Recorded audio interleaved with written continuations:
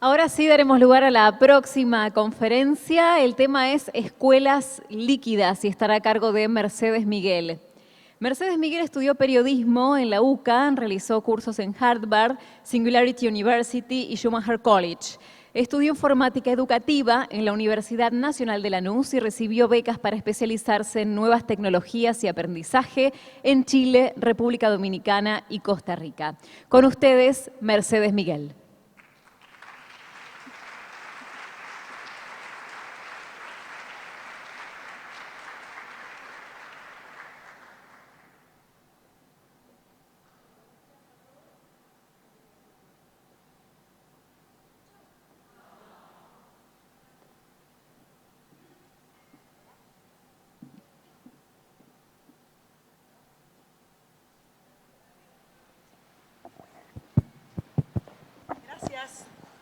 Buenos días a todos.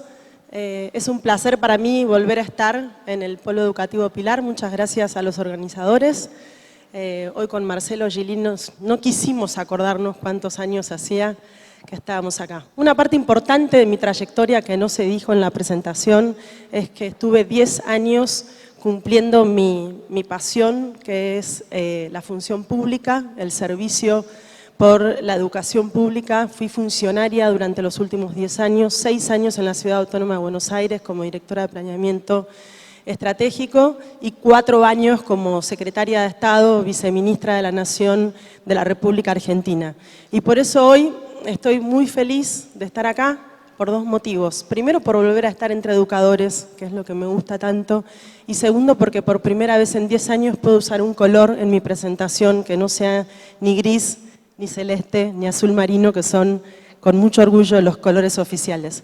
Así que bueno, hoy lo que quiero compartir con ustedes con muchísima humildad es la trayectoria que me ha llevado en estos 10 años de experiencia de trabajar mucho y muy de raíz en transformaciones educativas. Y elegí este término de escuelas líquidas para hacer referencia a lo que nos convoca en el foro de hoy, que es un trabajo muy complicado, y es cómo hacemos para desarrollar habilidades globales y socioemocionales en cada uno de nuestros niños y niñas, en cada uno de los profes, de los maestros y maestras, en las escuelas, en los municipios, y agradezco al subsecretario por la introducción de hoy, muchas gracias. Todas las escalas son complejas, ¿no? Niños, niñas, profes, maestros, escuelas, municipio, provincia, país y por supuesto región y a nivel global. El desafío del encuentro de hoy va a ser, cuando hablamos de educación, ¿de qué hablamos? Yo hace tiempo que estoy empezando a poner mucho más foco en hablar de aprendizaje. Hay mucha evidencia y ustedes son docentes, directores, supervisores, profesionales, expertos en educación con una enorme trayectoria y hay mucho de lo que yo les voy a compartir que ya lo saben, pero vamos a poner el foco en el gran desafío que nos convoca y es ¿cómo? ¿Cómo hacemos para lograr lo que nos está proponiendo hoy este foro? Entonces, dentro de aquello que sí sabemos, que los docentes saben, que los profesores saben, como bien decía el subsecretario hoy, es una profesión, la más linda del mundo, por cierto, pero no deja de ser una profesión. Entonces, ¿qué es lo que sí sabemos respecto de los desafíos que tenemos por delante? Elegí algunas pocas estadísticas que hemos elaborado y otras que hemos recolectado. Sabemos que el 48% o el 50% de los trabajos serán automatizados o reemplazados en un futuro, más todos aquellos que se van a crear y todavía no sabemos cuáles son. Sabemos por un libro que se llama Most Likely to Succeed, de Tony Wagner, que los estudiantes olvidan lo que estudiaron en un lapso de 24 horas, cuando estudian de memoria para rendir una prueba. Sabemos también que 75% de los estudiantes en Argentina consideran que el actual modelo educativo deja sin cubrir distintos temas y actividades. Esto es una encuesta a más de 27.000 alumnos que hicimos en el operativo Aprender en el año 17. En el año 2016, con el mismo operativo, en los cuestionarios complementarios, los utilizábamos para recolectar mucha información muy rica y necesaria para poder tomar decisiones de política pública basadas en evidencia. Estábamos por iniciar la transformación de la escuela secundaria que voy a compartir brevemente con ustedes. Cuestionamos a los docentes del nivel secundario y a los directores de todo el país y nos dijeron un 40% que nunca llegaban a cumplir su planificación escolar anual. ¿Sí? El 40%. Después tuve el honor y el privilegio y la alegría de poder liderar la conversación de educación en el G20, que Argentina tuvo la presidencia, y allí el tema que nos convocó, o que elegimos como país para conversar con nuestros colegas del mundo, fue el futuro del trabajo. Y dentro del futuro del trabajo se armó una mesa por primera vez en la historia del G20 de educación. Pudimos hablar con todos los ministros de educación de los 26 países que conforman el G20 y nos encontramos que estamos todos en el mismo camino del desafío de caminar hacia habilidades. ¿Y cómo hace un sistema educativo para pasar a ser un sistema que provoca, que genera y que desarrolla habilidades y competencias en nuestros alumnos?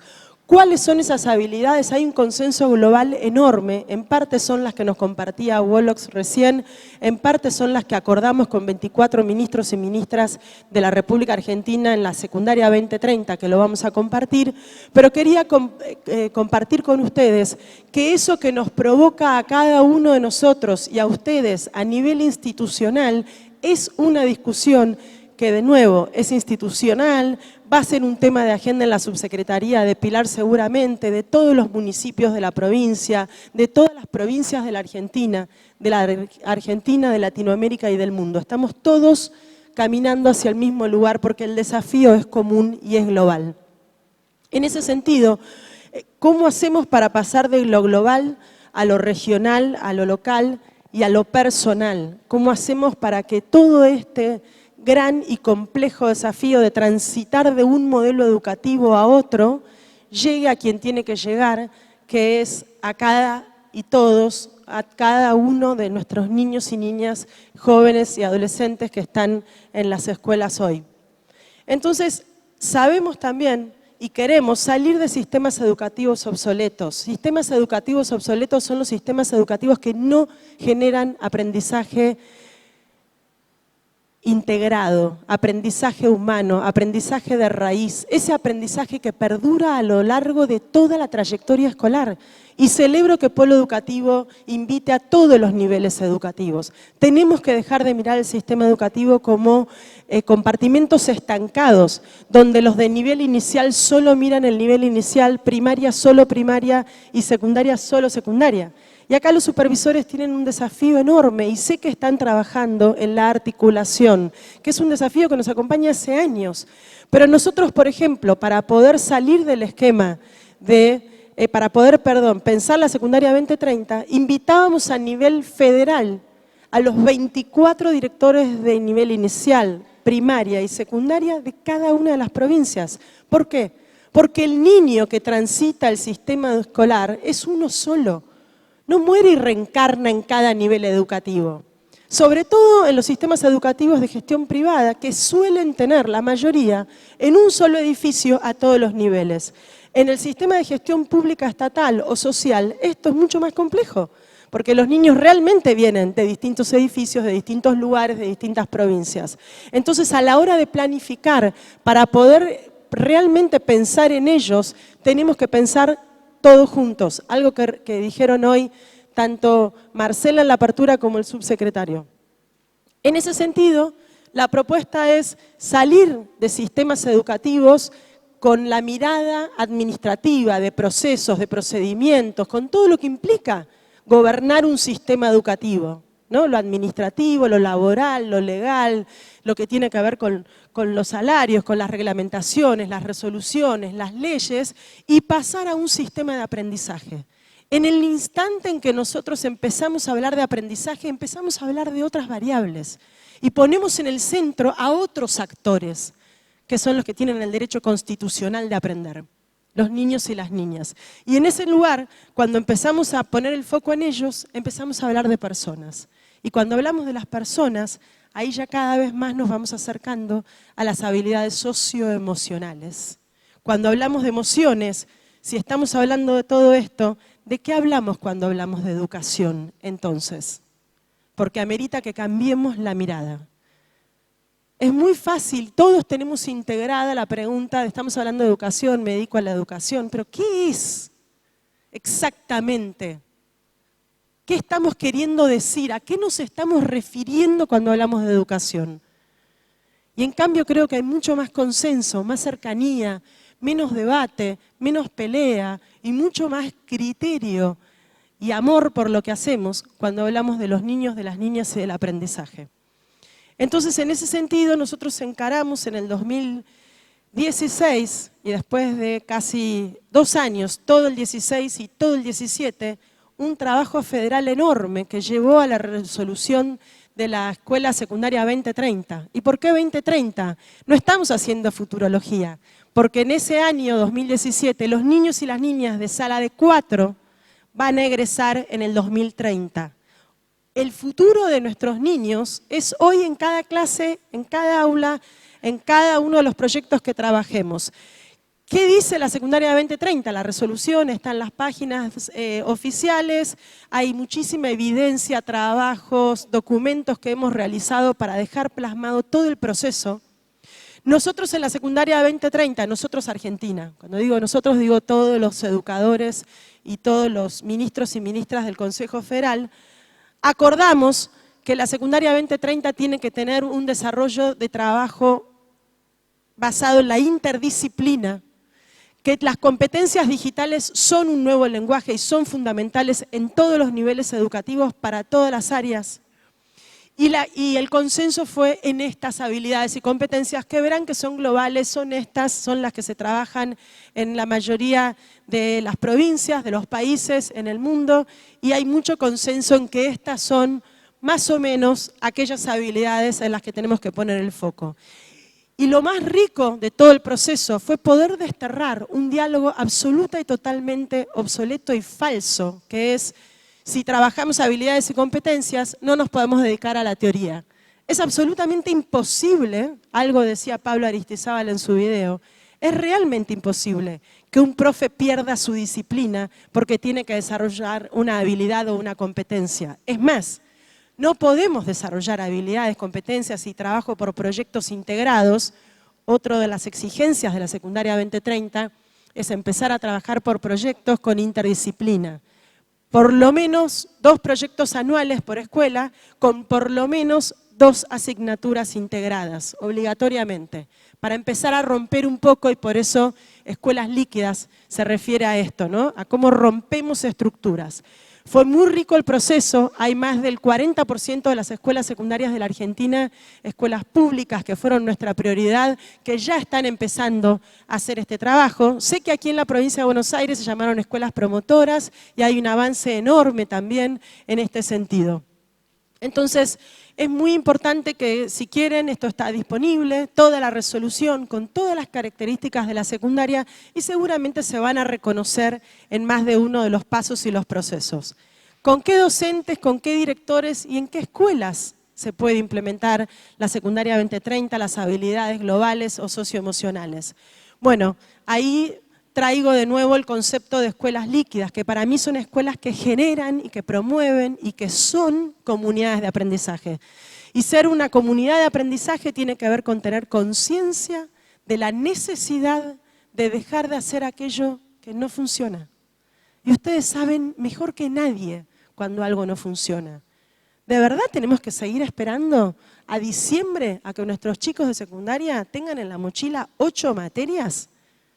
¿No nos damos cuenta a lo largo del proceso que Mercedes Miguel necesita que la ayuden porque ya tiene 4 abajo y tiene inasistencia y tiene todo lo que ustedes saben que tienen los chicos cuando empiezan a fracasar a nivel académico? Entonces, si realmente nos estamos proponiendo trabajar habilidades globales y socioemocionales, quiere decir que estamos abriendo el concepto de la mirada de ese chico, que vamos a dejar de exigirle pura y exclusivamente un contenido curricular en una planificación que venimos haciendo hace años para que nos dé una nota. Es mucho más complejo que eso. Trabajar por proyectos con interdisciplina requiere que las escuelas sean comunidades de aprendizaje, que trabajen en equipo. Cuando decimos equipo decimos confianza. porque en ningún equipo de ningún deporte alguien le va a hacer un pase a nadie si no confía que va a hacer algo con ese pase. Confiamos en esa persona.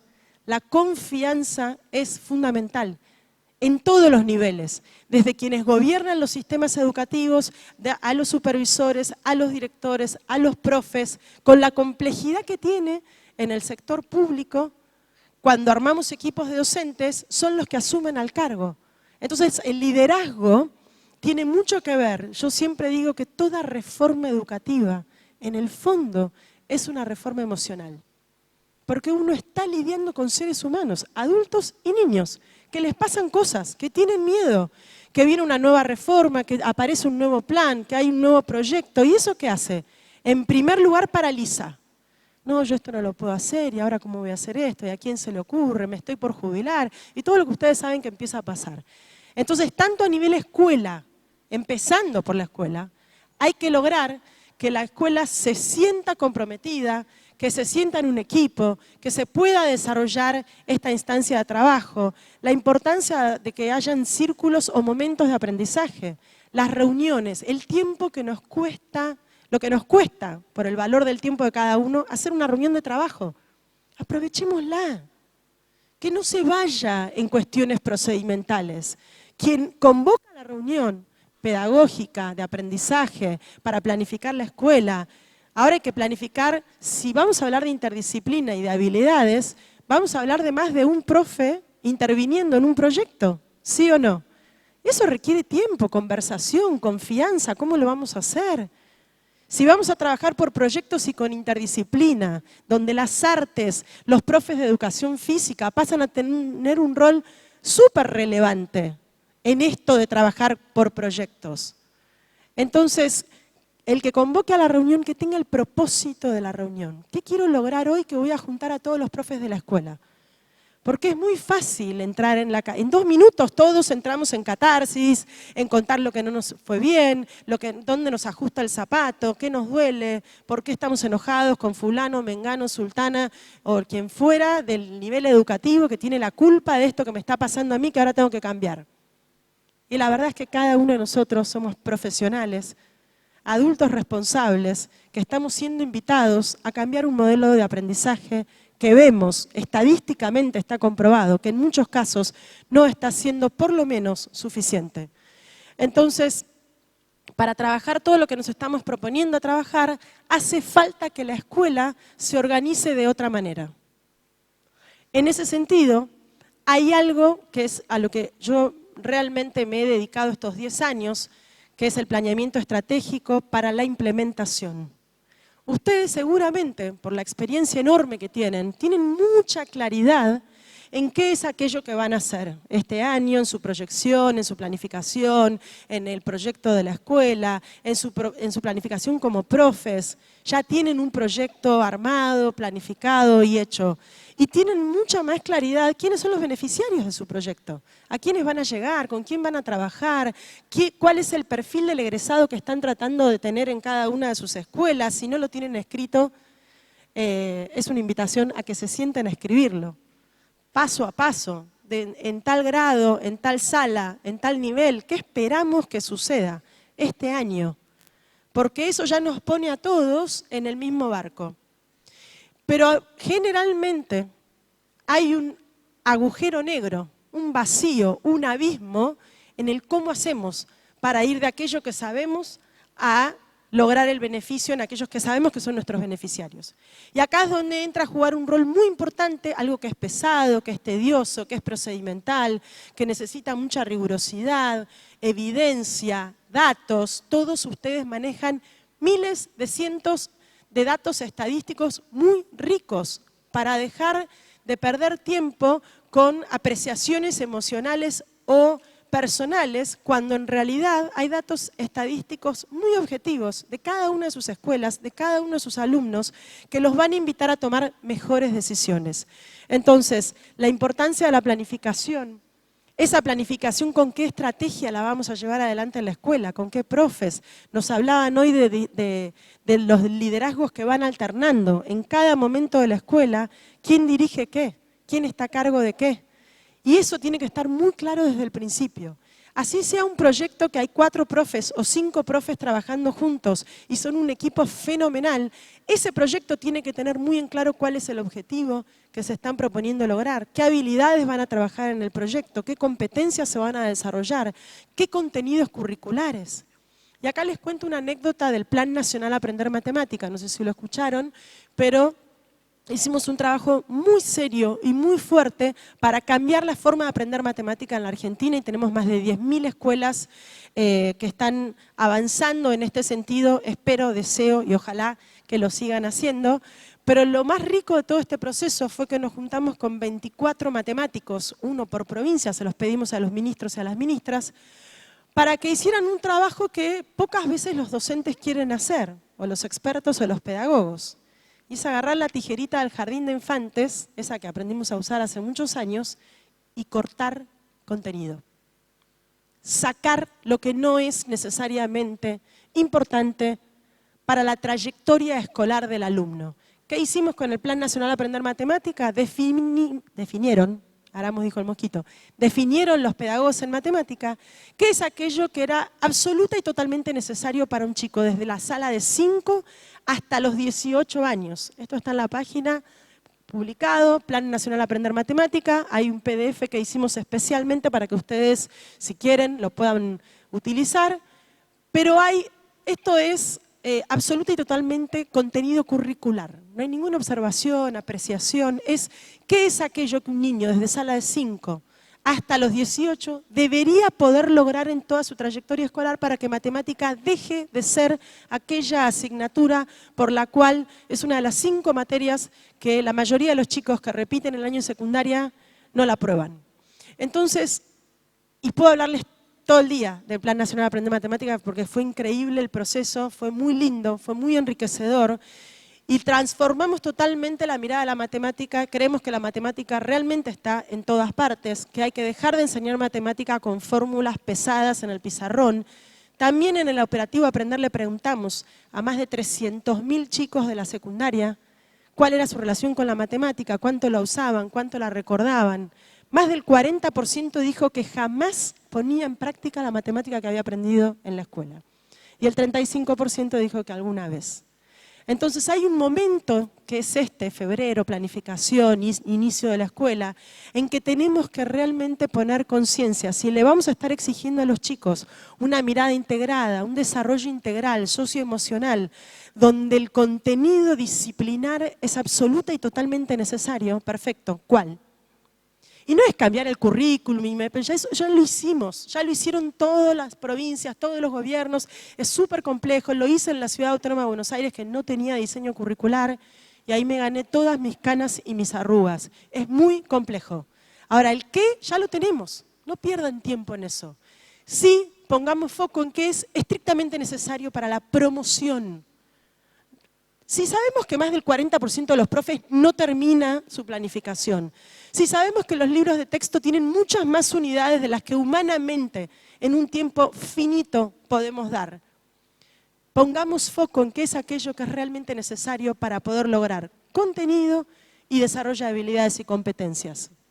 En ese sentido, y así, sin previo aviso, les comparto esto.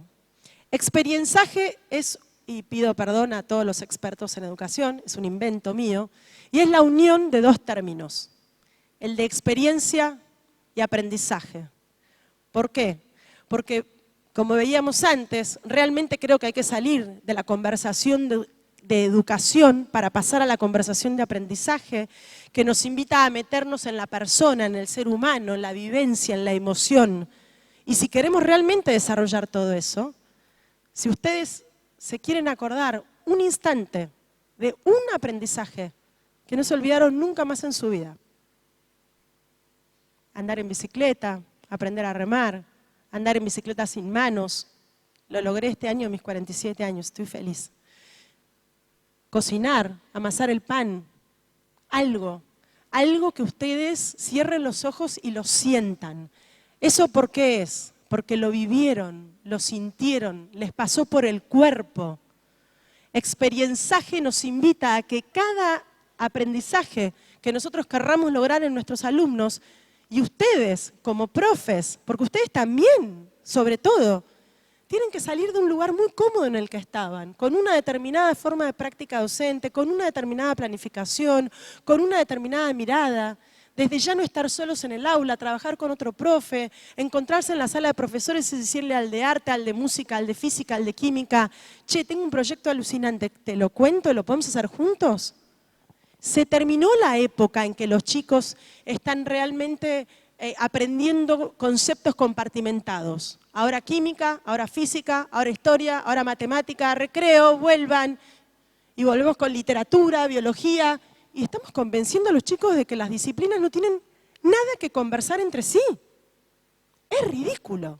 Porque ellos fuera de la escuela producen 38 películas, suben 90.000 videos en TikTok. Tengo 3 hijas mujeres, me tienen harta con las coreografías. Están todo el día produciendo cosas que exceden las habilidades y las competencias que desarrollan en la escuela. A veces. Por supuesto que hay escuelas maravillosas que las queremos clonar y las premiamos con el Premio Maestros Argentinos, y hoy escuché que hay una apertura y una convocatoria. No tengan miedo de contar lo que están haciendo. Necesitamos que ustedes sean cada vez más red de aprendizaje. Entonces, Experienciaje nos invita a ponernos en otro lugar. Todo aprendizaje, para que sea sostenible, para que sea significativo, para que perdure en el tiempo, para que ese chiquito o esa chiquita en sala de 5 tenga una experiencia de aprendizaje que lo acompañe mínimamente en que se sientan capaces de seguir aprendiendo toda la vida. Y entonces entramos en un ciclo que me parece que es fundamental, que es el proceso de aprendizaje basado en estos 3 pasos tan simples, porque lo mejor que nos puede pasar es que mantengamos las cosas lo más simple posible, porque eso nos va a dar a todos mucha más libertad de quitar lo complejo, quitar lo obsoleto, quitar aquello que sabemos que no es estrictamente necesario para la promoción y la trayectoria escolar del alumno. Argentina tenía más del 50%, el 48% de los alumnos no terminaban la escuela secundaria. Terminamos la gestión con el 51% terminando la secundaria. Fue un gran logro, un esfuerzo enorme de todas las provincias, pero nos falta un montón. Realmente no podemos seguir permitiendo que nuestros jóvenes abandonen la escuela secundaria porque les pesa, porque no pueden seguir con 12, 13, 14 materias. Sacamos la cuenta, más de 95 exámenes tienen que rendir. En algunos casos. Me estoy quedando corta. En algunas provincias son más. Entonces, de verdad necesitamos repensar todo esto. Y para entrar en un ciclo de aprendizaje de mente, corazón y manos, esto quiere decir y nos invita a que todo aprendizaje tiene que tener lo procedimental, por supuesto, la teoría y el conocimiento específico de la disciplina, pero les tiene que pasar por el cuerpo. Saquemos a los chicos del aula, que vivan una experiencia, que se equivoquen, que pregunten, que cuestionen, que indaguen. No tengamos miedo de decir, qué buena pregunta acabas de hacer, no tengo ni idea de la respuesta. ¿La buscamos juntos? Y tal vez encontrar la respuesta a una muy buena pregunta es un proyecto en sí mismo. Es tanto más valioso que los chicos nos formulen buenas preguntas que estemos esperando la respuesta que está en un libro de texto. Y manos, porque hay que poner en práctica, en acción. El amor es acción, el aprendizaje también. A los profes, poner en acción, poner en práctica, cambiar la práctica, es lo que más nos costó. Lo que en 10 años de función pública siempre traté de estar cerca de la profesión docente. O sea, tuve a cargo la Escuela de Maestros en la ciudad y el Infod en Nación. Me apasiona y me desvela ese instante en que el profe dice, ah, mirá. Y generalmente ese mirá no viene de un iluminado que está en el gobierno. Viene de sus pares, viene de ustedes mismos. Decir, che, ¿vos esto cómo lo hiciste? No, mirá, esto lo hice así, seguí tal cosa, no me dio resultado. Pero probé tal otra y no sabes lo bien que se engancharon los chicos. O la medida, la variable que quieran usar ustedes. Entonces, estos 3 pasos pasan a ser absoluta y totalmente fundamentales. Mente, corazón y manos. Pongan a los chicos a hacer Ahí hay una vuelta atrás enorme en el mundo de volver a lo... Yo tuve manualidades. Entonces, ¿tenemos que poner en el currículum manualidades? No. Es falso que si no lo dice el currículum está prohibido, es al revés. Si no lo dice, están habilitados. Y el currículum habla de contenidos, del qué, el cómo. Es propio de ustedes, para eso son profesionales y confiamos. ¿Qué estás haciendo jugando al fútbol? No estoy enseñando ángulos. ¿Jugando al fútbol? Sí, ángulos lo tengo en la unidad, está en mi diseño curricular, la provincia me lo planteó así, así, así, y el municipio me hizo una bajada. Supongamos que el municipio quiere hacer una propuesta a los profes para que trabajen tal o cual tema. Está buenísimo. No nos confundamos. Tuve la suerte de participar en desarrollos curriculares de muchos distintos niveles a gran escala. El currículum dice el qué. El cómo puede ser una propuesta pedagógica, por supuesto, de muchas provincias que ayudan a los profesores a poder interpretarlo. Pero no dejemos de lado estas 3 etapas que me parecen fundamentales si realmente queremos desarrollar habilidades socioemocionales en nuestros niños y niñas. Aprendizaje sustentable tiene que ver con aquello que es de raíz, que es fértil, que fecunda. Yo siempre digo que la profesión docente, más que profesión docente, o a lo que yo me dediqué todos estos años, es muy parecido a ser jardineros. Nosotros sembramos. Y esa tierra tiene que ser muy fértil para que dé frutos. ¿Y quién va a cuidar a la semilla? Todos. Absolutamente todos los que sean parte de esa comunidad de aprendizaje. Ya no va más, y creo que lo dijo el subsecretario, cada maestro con su librito. No podemos seguir teniendo la profesión más solitaria del mundo, cuando en realidad es la profesión más maravillosa del mundo y la que amerita y exige que sea compartida con colegas. Y a ustedes les va a pasar de todas las experiencias que hice de formación, de docentes, de profes, de directores, de supervisores, que los juntábamos de a 100, 200, 1000, 3000 según la provincia. Lo más rico de todo, nos matábamos haciendo el contenido, que fuera bueno, que lo necesitaran, que les resultara útil, que fuera corto, breve, simple, sencillo. ¿Saben qué era lo que más valoraban? Estar así, como están ustedes. Para mí demasiado rígido, yo los hubiera puesto a todos en círculo. Pero bueno, es una propuesta para el año que viene, para hacer, creo que tienen talleres después igual. Lo que más valoraban era estar juntos, compartir. Yo siempre digo que los recreos del café tienen que durar 1 hora. ¿No es lo más lindo estar con los colegas, contar cómo nos va? Y ahora los invito a compartir 2 pensadores maravillosos con los que me encontré hace poco.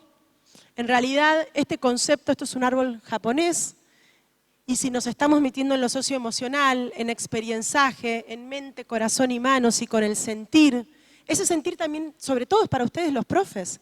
¿Dónde están parados ustedes? A veces la profesión docente agota mucho y me he encontrado con miles de docentes en todo el país que aman su profesión, pero están desgastados, están cansados. Y creo que hay que hacer un ejercicio muy lindo de volver a abrazar eso que alguna vez lo llevó a tomar la mejor decisión de su vida y era dedicarse a la educación y al aprendizaje. Entonces me encontré con el concepto de Ikigai. No tiene una traducción concreta en el español. Seguramente muchos de ustedes ya lo conocieron. Ikigai es un término japonés, que es aquello que Ken Robinson, no sé si leyeron el libro que escribió sobre el elemento. El elemento de Ken Robinson se desprende de este concepto japonés que es milenario.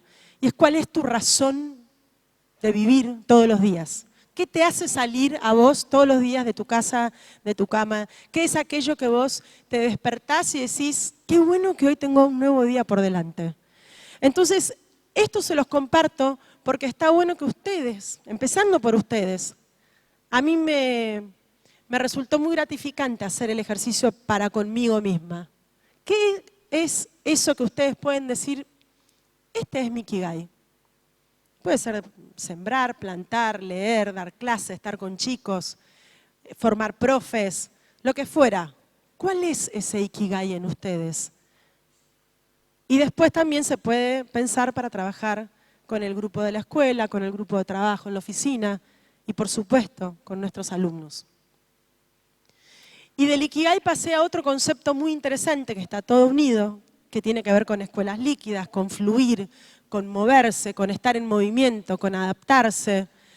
Pero me encontré con este pensador que es un croata americano. El apellido lo tuve que escuchar en Google Translator 5 veces y no me animo a pronunciarlo, pero el nombre es más fácil. Es Mihaly, Csikszentmihalyi, más o menos es el apellido. Él inventa este término que es el de fluir.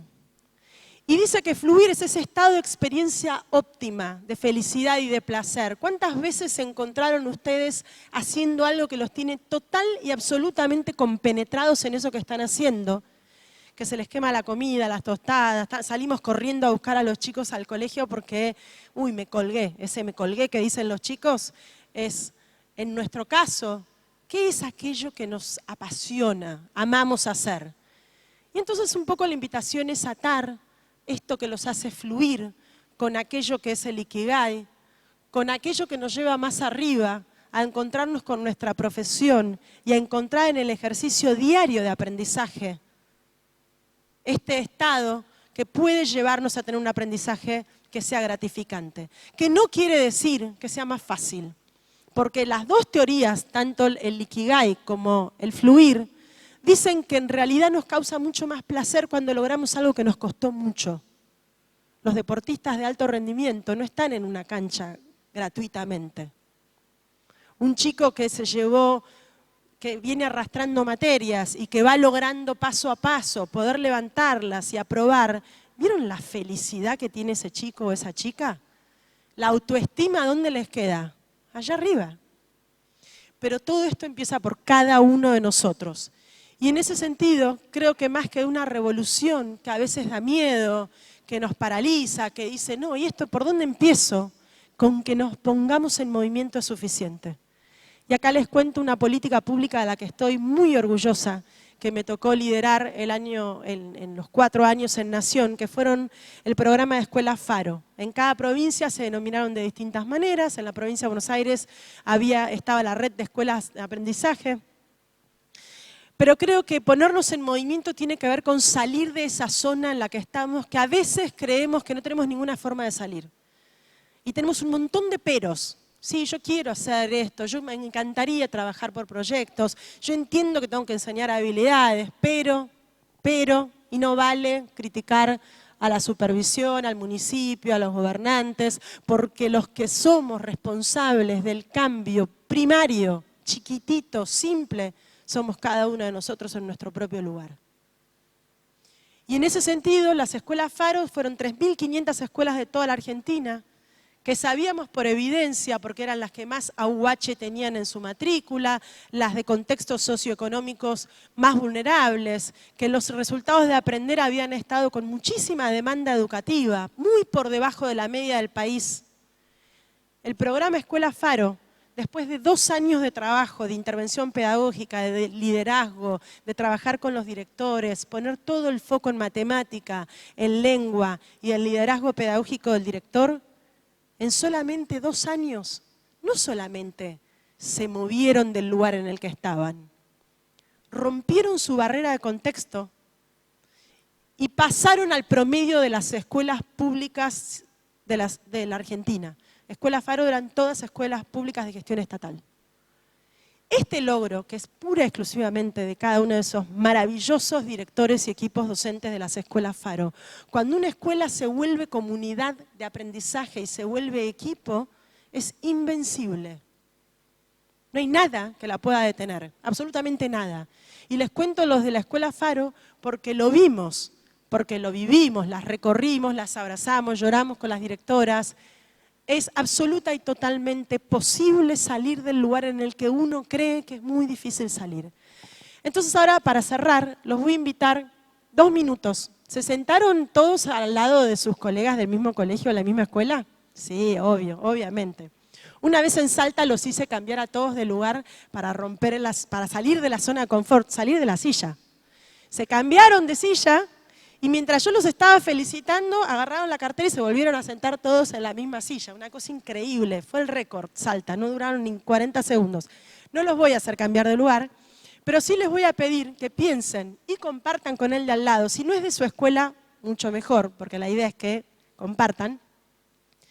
Dos peros, yo esto no lo voy a poder hacer, dos impedimentos que se les aparecen siempre como un sesgo, diría un neurólogo, en la mente de decir, si me encantaría, pero. Dos proyectos, acciones, innovaciones, dos pasos grandes que hayan dado, o pequeños, muy chiquititos, que hayan dado en sus escuelas para romper esos dos peros. ¿Se animan? 2 minutos, traten de hacerlo con alguien que no sea de la escuela, así pueden aprender qué hizo. 2 peros y 2 cómo lo resolvieron.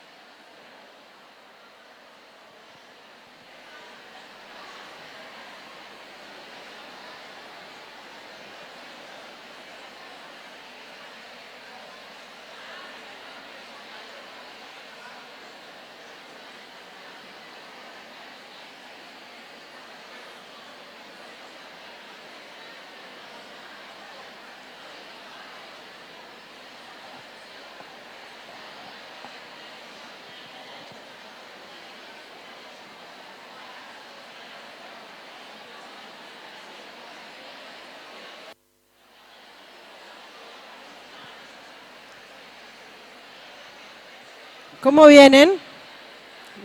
¿Ya salieron del pero? ¿Siguen en el pero?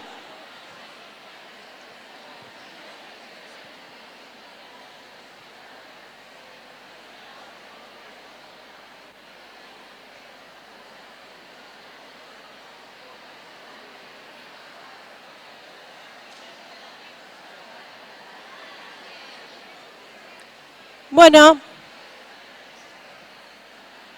después en el café pueden seguir.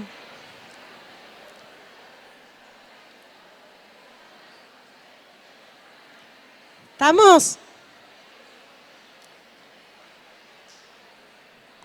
Bueno, miren todo lo que tenían para compartir.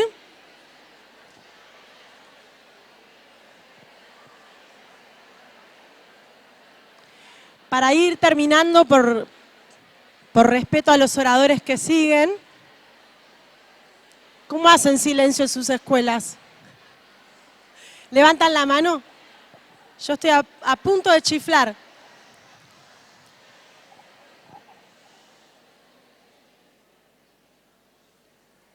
El poder de la mano levantada. A mí me gusta chiflar, pero no lo voy a hacer porque no corresponde en este lugar. ¿Vieron todo lo que tienen para compartir? ¿Salieron del pero? ¿Alguien salió del pero y entró en la solución?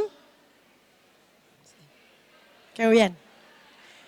Bueno, van a tener un montón de tiempo para compartir y para cerrar, ya me despido, pero esta pequeña actividad les demuestra a todos ustedes lo mucho que tienen para compartir, lo mucho que hay en común, lo bueno que es que Polo Educativo de Pilar después de 16 años lo siga convocando.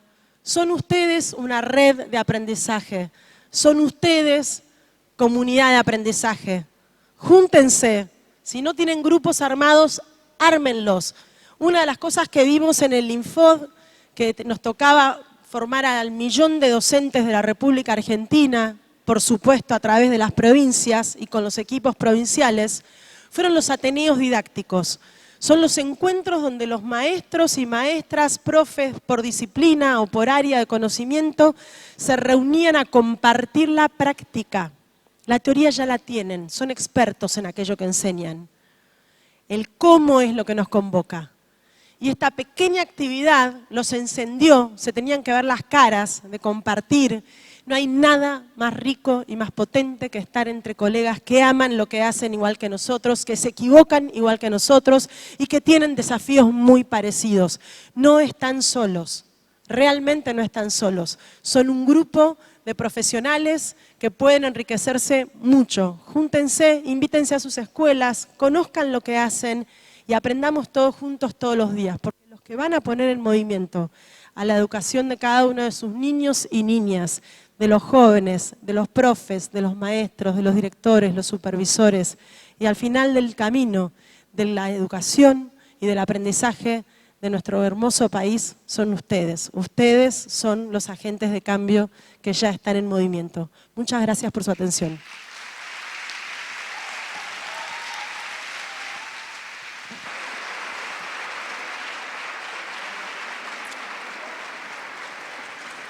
Muchas gracias. Este aplauso es para ella, para Mercedes Miguel. Les recordamos que a través del código QR podrán escanear toda la información que está presente en este congreso. Haremos ahora una pausa. Si quieren pueden aprovechar esta pausa, además de para tomar un café y conversar, para reservar anticipadamente el almuerzo a quienes deseen almorzar aquí. Nos encontramos luego en 20 minutos. Gracias.